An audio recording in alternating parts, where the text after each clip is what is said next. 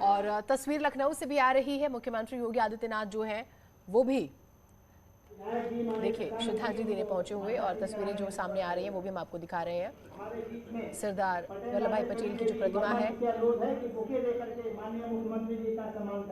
उन्हें पुष्प अर्पित किए उन्होंने। देखिए मुख्यमंत्री योगी आदित्यनाथ।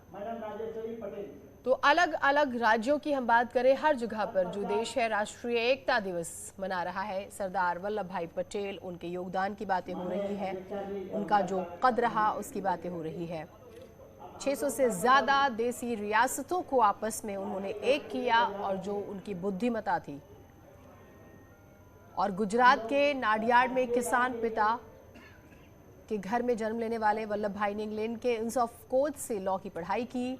भारत लौटकर गोधरा से प्रैक्टिस शुरू की। कानून की बारीकियों में उनकी दक्षता जो थी वो बहुत महत्वपूर्ण थी।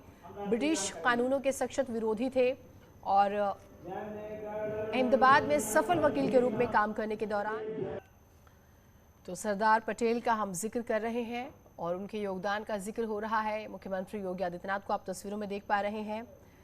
और जो हम जिक्र कर रहे थे अहमदाबाद की हम बात करेंगे, एक वकील के रूप में उन्हें काम करने का मौका मिला, और यही वो जो हर इंसान की ज़िंदगी में एक टर्निंग पॉइंट आता है, वो उनकी ज़िंदगी में आता है जब उन्होंने एक बार गांधी जी का भाषण सुना, और उसके बाद से जो है काफ़ी कुछ बदलता चला गया। 1917 में गुजरात की खेड़ा में आंदोलन के दौरान उनकी नेतृत्व क्षमता की झलक भी देखने को मिलती है। उसमें वो महत्वपूर्ण भूमिका निभाते हैं। और वहीं पर एक ऐसा मौका आता है, देखिए एक पुस्तक का विमोचन भी होता हुआ यहाँ पर नजर आ रहा है, स्मारिका। इस पुस्तक का नाम आप देख पा रहे हैं तस्वीरें। और जिस हम आंदोलन की बात कर रहे हैं, जिसका वो नेतृत्व कर रहे थे, देखिए बिखराव बहुत ज्यादा था। जंग आज़ादी के दौरान बिखराव सबसे बड़ी कमजोरी भी था हमारी, लेकिन उसको कैसे मजबूती में तब्दील करना था, कैसे एकजुट होना था, वो हुनर जो है।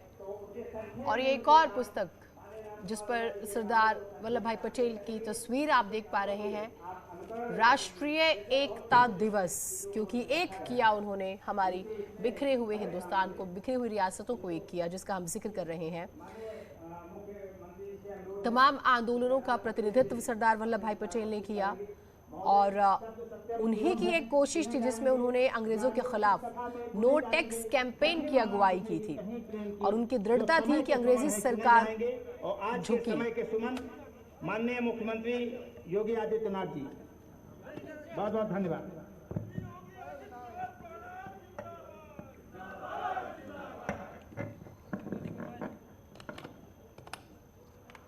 राष्ट्रीय एकता दिवस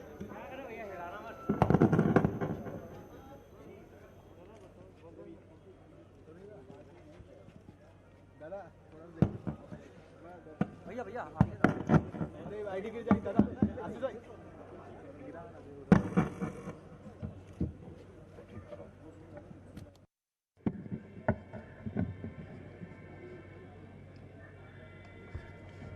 आज के इस राष्ट्रीय एकता दिवस कार्यक्रम में भारत माता के महान सपूत,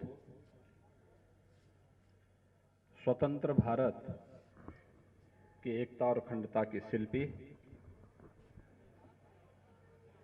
सरदार वल्लभ भाई पटेल जी की 146वीं पावन जयंती के आज के इस कार्यक्रम में मंच पर मेरे साथ उपस्थित प्रदेश सरकार में मेरे वरिष्ठ सहयोगीगण, विधि एवं न्याय मंत्री श्री ब्रजेश पाठक जी, नगर विकास के मंत्री श्री आशुतोष टंडन जी, इस कार्यक्रम के संयोजक विधानसभा के माननीय सदस्य श्री शशांक वर्मा जी,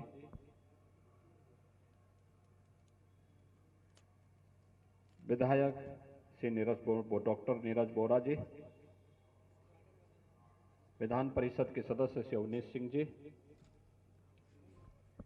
महापौर श्रीमती संयुक्ता भाटिया जी, प्रदेश सरकार के मुख्य सचिव समेत सभी वरिष्ठ प्रशासनिक अधिकारीगण, पटेल स्मारक समिति से जुड़े हुए सभी पदाधिकारीगण, उपस्थित भाइयों बहनों, आज पूरा देश स्वतंत्र भारत के एकता और अखंडता के शिल्पी सरदार वल्लभ भाई पटेल की 146वीं पावन जयंती के अवसर पर उन्हें विनम्र श्रद्धांजलि अर्पित कर रहा है। और ये हम सबका सौभाग्य है कि आजादी के अमृत महोत्सव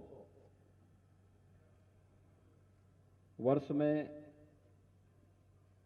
भारत की एकता और अखंडता का यह महान सपूत को विनम्र श्रद्धांजलि अर्पित करने का सौभाग्य हम सबको प्राप्त हो रहा है।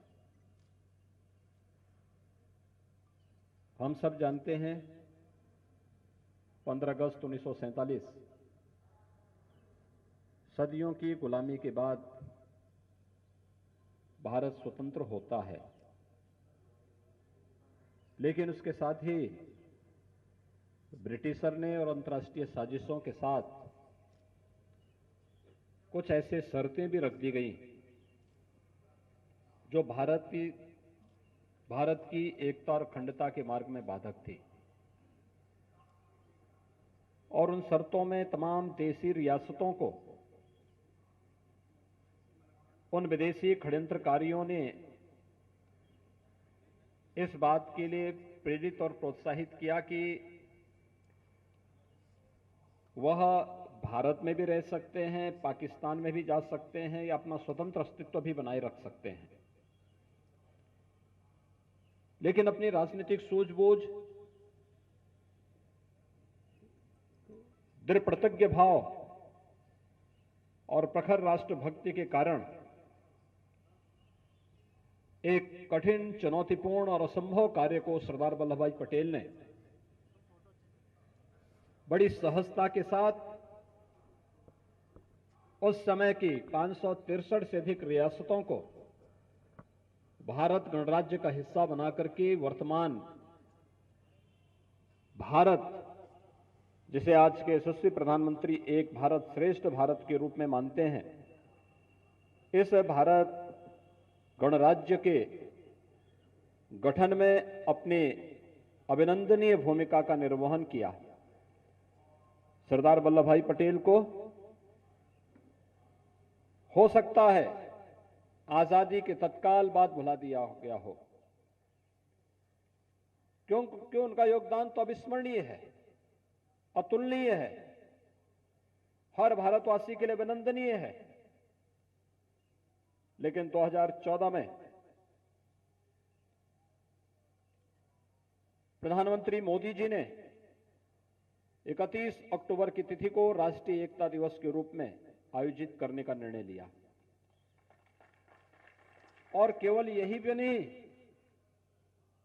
बल्कि गुजरात के सरदार सरोवर डैम के पास दुनिया की सरदार वल्लभ भाई पटेल की सबसे ऊंची प्रतिमा की स्थापना करके भी इस बारे में दुनिया के सामने एक संदेश दे दिया कि सरदार पटेल का स्थान भारत के अंदर कितना ऊंचा और कितना महान है। भले ही राजनीतिक स्वार्थों के लिए कुछ लोगों ने सरदार पटेल, नेताजी सुभाष चंद्र बोस और भारत के उन तमाम स्वाधीनता संग्राम सेनानियों को विस्मृत कराने का प्रयास किया हो, लेकिन जब जब भारत की स्वाधीनता की चर्चा होगी, जब जब भारत की एकता और अखंडता की चर्चा होगी, तब तब सरदार वल्लभ भाई पटेल स्मरण किए जाते रहेंगे, नेताजी सुभाष चंद्र बोस स्मरण किए जाते रहेंगे। आजादी का अमृत महोत्सव का कार्यक्रम आज प्रातःकाल से चल रहा है। प्रातःकाल मुझे उत्तर प्रदेश पुलिस की एक बाइक रैली को 5 कालिदास मार्ग से काकोरी के लिए रवाना करने का अवसर भी प्राप्त हुआ। अभी यहां पर एक बड़ा आयोजन विधान भवन के सामने है, देश के माननीय गृह मंत्री श्री अमित शाह जी स्वयं गुजरात के केवड़िया के उस पावन धरा पर हैं जहां सरदार वल्लभ भाई पटेल की दुनिया की सबसे बड़ी प्रतिमा प्रधानमंत्री मोदी जी के अनुकंपा से स्थापित हुई है। हमारे लिए आज का दिन गौरव का दिन है। भारत की देशी रियासतों को भारत में ससम्मान बड़ी सहजता के साथ एकजुट कराने में उनका योगदान तो है ही। तमाम ऐसी रियासतें जो उस समय आनाकानी कर रही थी, वे जूनागढ़ है, हैदराबाद है और अन्य कुछ थी जो लगातार एक विवाद का कारण बनती जा रही थी, लेकिन अपनी सूझबूझ और दृढ़ प्रतिज्ञ भाव के साथ उन्होंने इन्हें भी मजबूर कर दिया। जूनागढ़ का नवाब तो भाग गया था भारत छोड़ करके, जब उन्हें सरदार वल्लभ भाई पटेल के उस दृढ़ प्रतिज्ञ और राष्ट्रभक्ति का भाव मालूम हुआ तो उन्हें भारत छोड़ करके पाकिस्तान की शरण से लेनी पड़ी। ऐसे ही हैदराबाद का निजाम भी सहजता के साथ मानने वाला नहीं था, लेकिन भाइयों बहनों, उस समय जो योगदान सरदार वल्लभ भाई पटेल ने भारत की एकता और अखंडता के लिए दिया है, वो स्वतंत्र भारत के प्रत्येक नागरिक के लिए सदैव प्रेरणा और आदर्श के रूप में जाना जाएगा। स्वतंत्र भारत में अपने मान बिंदुओं की पुनर्स्थापना के लिए क्या कार्य होने चाहिए, सोमनाथ मंदिर के पुनरुद्धार का कार्य करके भी सरदार वल्लभ भाई पटेल ने भारत और भारतीयता के प्रति अपने श्रद्धा को उस समय स्वतंत्र भारत में व्यक्त करने का कार्य किया था। आज हम भारत माता के इस महान सपूत राष्ट्र शिल्पी सरदार वल्लभ भाई पटेल को उनकी 146वीं पावन जयंती के अवसर पर स्मरण कर रहे हैं। मैं इस अवसर पर उनके चरणों में कोटि कोटि नमन करते हुए विनम्र श्रद्धांजलि अर्पित करता हूं। पटेल स्मारक समिति के सभी पदाधिकारियों को भी हृदय से धन्यवाद देता हूं। प्रतिवर्ष वे लोग इस आयोजन को यहां पर पूरी भव्यता के साथ आयोजित करके राष्ट्रभक्ति के प्रति अपने भावों को व्यक्त करते हैं। स्वाभाविक रूप से यह अवसर हम सब के लिए भारतीय जनता पार्टी के पूर्व नेता, पूर्व मंत्री, पूर्व विधायक श्री राम कुमार वर्मा जी को भी विनम्र श्रद्धांजलि अर्पित करने का एक अवसर हम सबके सामने होता है, जिन्होंने इस स्मारक समिति को यहां पर स्थापित करके इस कार्यक्रम को एक निरंतरता दी। मैं इस अवसर पर उन्हें भी विनम्र श्रद्धांजलि अर्पित करता हूं। धन्यवाद। जय हिंद। बहुत बहुत धन्यवाद माननीय मुख्यमंत्री जी।